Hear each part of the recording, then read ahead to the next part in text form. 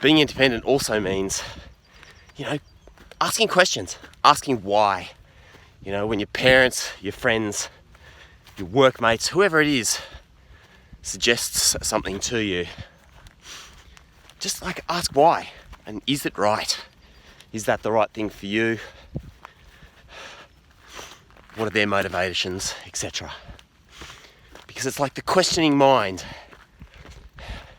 is a free mind. And a free mind is an independent mind.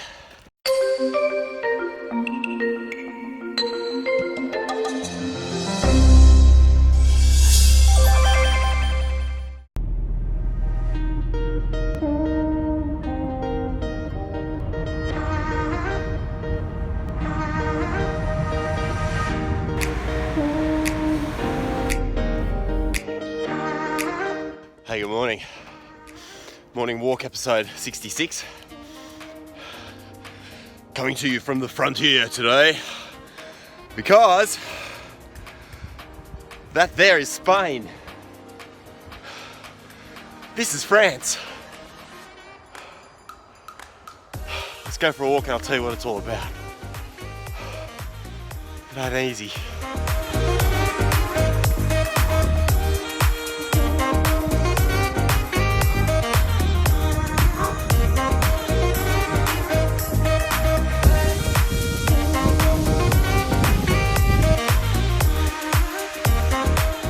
Hard to catch your breath, isn't it? This morning, out trail running on a trail which is called the GR10. And in France, you've got all of these long distance hiking trails. The GR, the Grande Randonnée, the big walk. The GR10's a pretty famous one. Actually runs all the way from the Atlantic, which you can sort of see there in the background, all the way across the Pyrenees Mountains, across the southern border of France, northern border of Spain, and eventually it ends at the Mediterranean on the east coast. So it's an absolutely spectacular long distance walkway. And since I've been trail running for a few years, and I'm on holidays down here in the south, I thought it might be worthwhile to come and check out some of these trails, what they're all about. And so far, I tell you what, rewarded, huh? Let's push on. Here's a little bit of a good place to explain some of the trail markers because the trail is very well marked.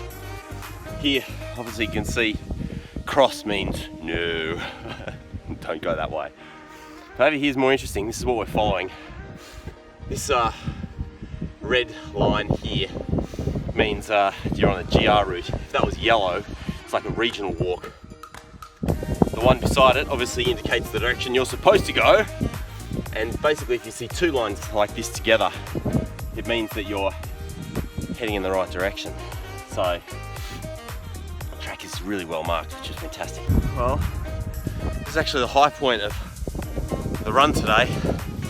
Zodogenia. And there you've got like the Triple Crown mountain down in the northern part of Spain. Down here we've got like the twin towns of Irun on the Spanish side, Honday on the other side of the river, on the French side. And possibly most spectacular, and where I'm going to be tomorrow, that there is the silhouette of La Rune, or La Run, which is the highest point in the Basque country, 900 meters over sea level. Here I'm at about 450, so that thing is like twice as high. And I have run that in the past. Very punishing on the legs. That's tomorrow's mission. For now, I should just enjoy this view a bit, shouldn't I? Huh. And so should you, because you're here too. Oh, this is awesome. This is what trail running is all about. A little bit of bad news. Fortunately, while we were chatting, or actually, while I was still chatting on the phone, because a call came in from Australia for work that I had to take, and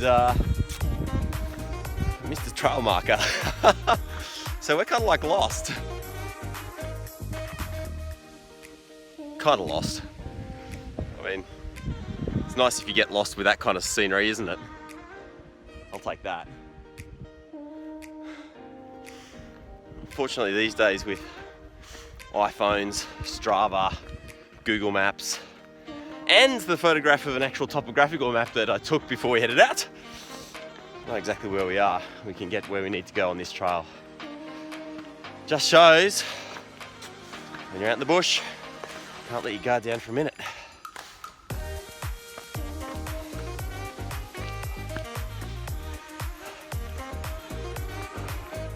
Quite a few big hills to get up after getting lost.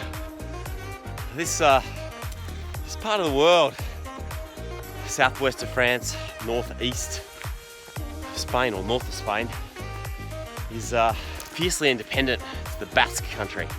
It's basically like traditionally had its own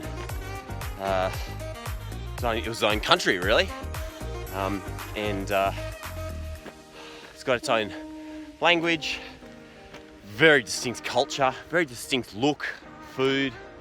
It's actually been a point of conflict between the Basque and Spanish authorities and French authorities for many years. It's like high incidence of terrorist attacks here as the Basques basically fought for their independence. And you can see why. It's like one of those unique places that's kind of nestled between the mountains and the sea. And people are very protective of that. Very protective of their language and culture. And I think that's something important, right?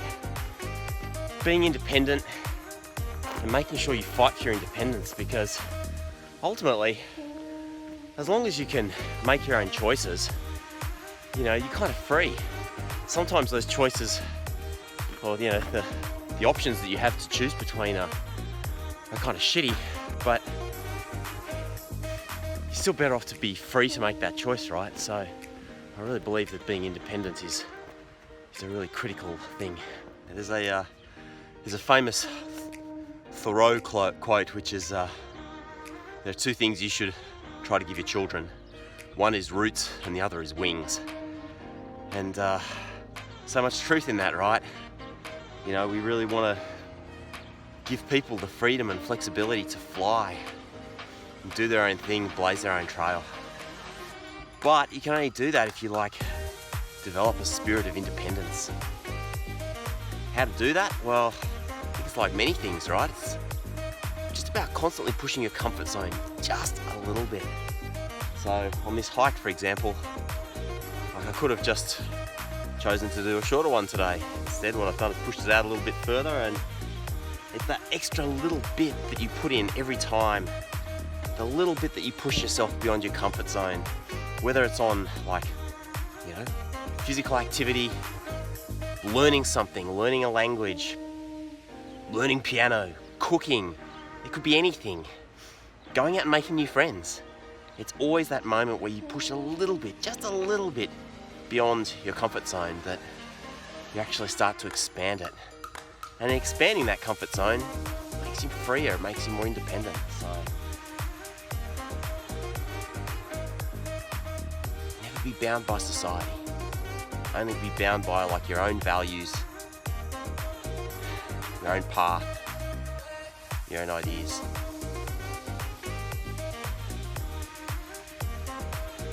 Anyway, whatever you're getting up to today, I hope it's a lovely, awesome one. And I'll see you next time on the morning walk, where we're going to be taking on